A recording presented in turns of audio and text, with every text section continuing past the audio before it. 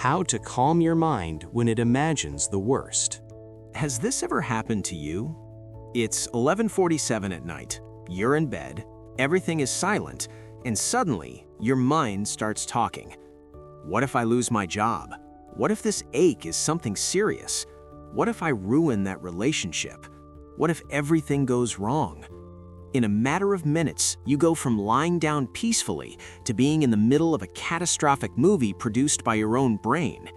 Your heart races, your stomach tightens, your body reacts as if something terrible is actually happening. It's exhausting, isn't it? Being tired from lack of sleep, but even more tired from fighting an invisible war against yourself all night long. But nothing is happening. It's only happening in your mind. Many people believe this means they are negative, weak, or too anxious. Others think that if they imagine every possible scenario, they'll be prepared.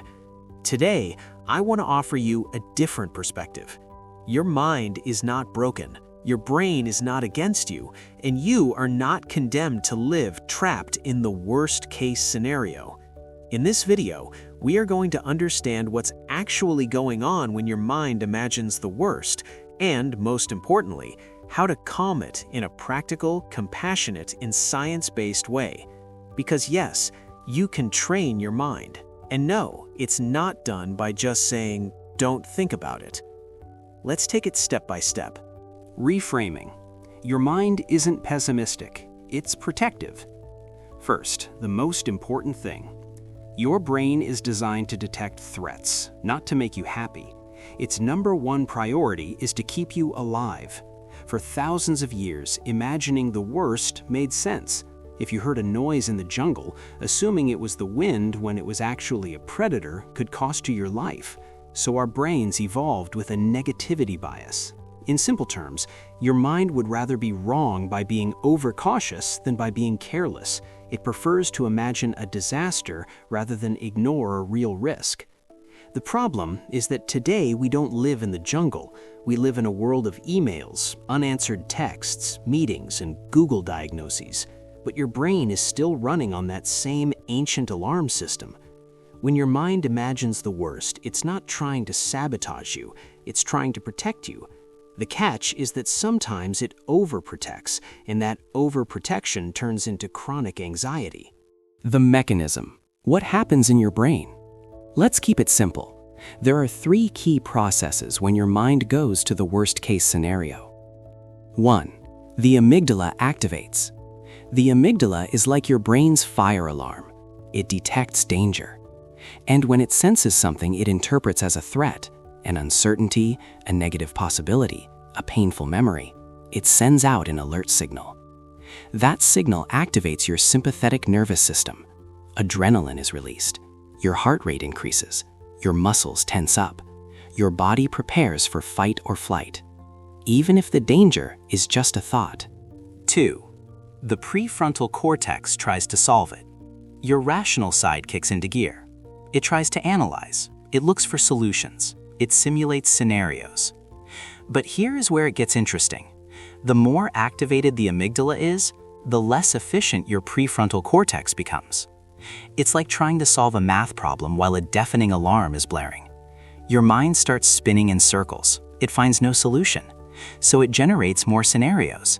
And each new scenario reactivates the amygdala. And that is how the loop is created. Catastrophic thinking, physical activation, more thinking, more activation. A closed circuit. The illusion of control. Here is a very powerful psychological trap. Your mind believes that if it imagines every possible disaster, it will be able to control them. It's as if it were saying, if I think about it enough, I'll be prepared. But in reality, what it does is keep you in a constant state of alert. It's like checking 100 times that the door is locked.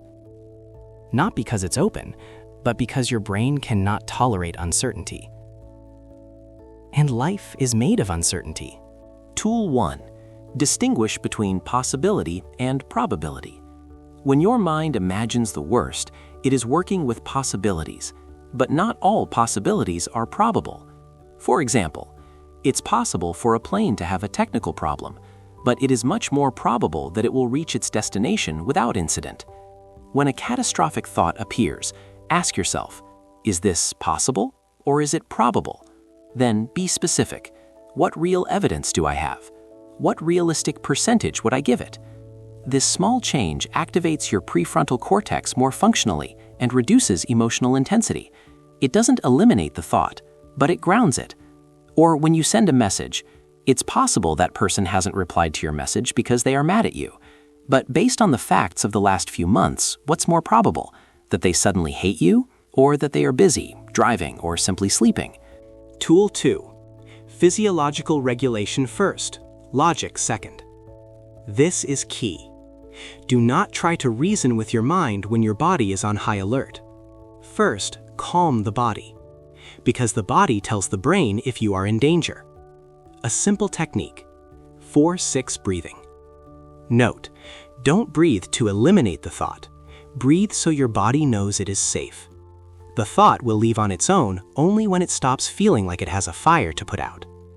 Inhale for 4 seconds. Exhale for 6 seconds. Do it for 2 or 3 minutes.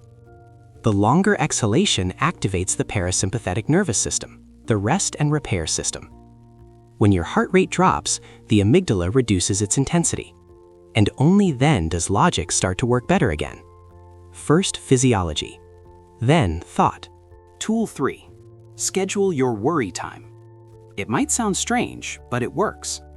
Instead of trying to eliminate worry, assign it a space. For example, every day from 6 p.m. to 6:20 p.m., I'm going to think about my worries. If your mind starts imagining the worst outside of that time, you tell it, not now, at 6.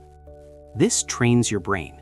It shows it that you don't need to react immediately to every thought. Little by little, the intensity decreases because there is no longer a constant urgency. Tool 4. Exposure to uncertainty. Here we enter something deeper. The root of catastrophic thinking is not the fear of disaster, it is the intolerance of uncertainty. So instead of trying to eliminate uncertainty, practice it. Make small decisions without researching everything. Send a message without rereading it 10 times. Accept not knowing how something will turn out. Small doses. It's like strengthening a muscle. Every time you tolerate uncertainty and nothing terrible happens, your brain learns. It rewrites the pattern. Important warnings. If your mind imagines the worst constantly, intensely, and disproportionately, there could be generalized anxiety, unresolved trauma, or even nervous system hypersensitivity. People with ADHD, high sensitivity, or a history of trauma may have a more reactive amygdala. In those cases, these techniques help, but professional support can be key. Not everything is solved with willpower, and that doesn't make you weak. It makes you human. Psychological support. You are not your thoughts. I want you to listen to this calmly. A thought is not a fact. It is a mental event. Your mind can say, everything is going to go wrong. But that doesn't mean it's true. It's just an automatic prediction based on fear. You don't have to believe every thought that appears. You can observe it as if it were a passing cloud. There it is. You notice it, and you let it move on. You don't need to fight it. You don't need to obey it. Just recognize it. That is power. A metaphor that can help you. Imagine that your mind is a weather system. Sometimes there's a storm, lightning, wind, darkness, but you are not the weather. You are the sky. The weather changes. The sky remains. When your mind imagines the worst, there is a storm, but you are not the storm. And the most important thing, it passes. It always passes. The true transformation, calming your mind, doesn't mean eliminating fear. It means changing your relationship with it. Moving from something terrible is going to happen and I have to avoid it, to my brain is trying to protect me. I can hear the signal without letting it run my life. That is emotional maturity. That is mental training. And it is built practice after practice, not in one day, but step by step. A thought is not a prophecy. Today, we understood something fundamental. Your mind imagines the worst because it is designed to detect threats. The amygdala triggers the alarm. The body responds. The mind tries to solve it. And the loop is created. But now you have tools. Distinguishing possibility from probability. Calming the body before reasoning. Scheduling worry time. Practicing tolerance to uncertainty. And above all, remembering that a thought is not a prophecy. It is just neuroactivity. If you have found refuge in these words, subscribe to the channel and give it a thumbs up. It is a small gesture that helps us continue creating this space of clarity.